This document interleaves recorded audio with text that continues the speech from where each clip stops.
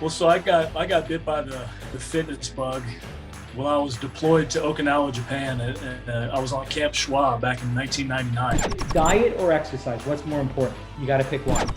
I've built this encyclopedia of knowledge, and then when I started to implement it with a couple big name actors, people saw how effective I was in what I did. Love that. If I was a celebrity, I would definitely have you train me. You'd be number one.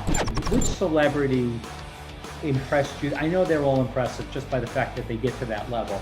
But who impressed you in terms of their work ethic or even surprised you a little? What is your minimum workout? What do you recommend to people? What is the key for people who want to gain muscle mass over the age of 50?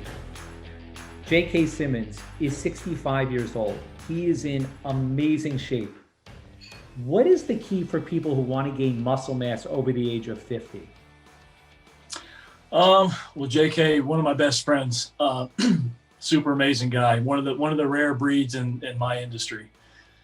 He, I don't know, when it comes to the age, you can find a lot of ailments and, the nagging pains and all these things that pop up, which kind of prevent people from getting in the gym as they get older because they're always experiencing some kind of ailment.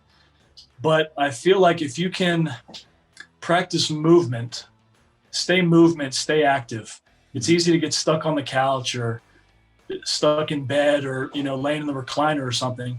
If you can get out and just start moving on a daily basis, you'll find that some of those ailments will go away. And then when you add the nutrition component on top of it, so for instance, for JK, one of the things that I really experienced, and there's all kinds of controversy around intermittent fasting, but I used intermittent fasting with him because I tested this theory on myself and I felt the benefits of it.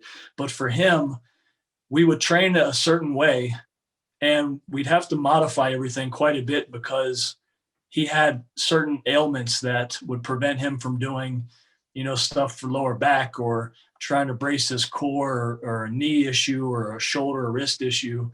So when we started to get knee deep into the intermittent fasting, what happened was a lot of these pains just slowly went away. And I was fascinated by it. And I saw the more I started to read about intermittent fasting and understanding how it all works, it kind of made sense. But I feel like that there's some things like that could help the older generation kind of feel more alive, stay more healthy, have a little more longevity because at the end of the day, that's what it's about. And at the same time, your nutrient absorption and nutrient partitioning, everything is going to essentially be better when you're in tune with your body, which is going to ultimately help maintaining or even putting on muscle mass.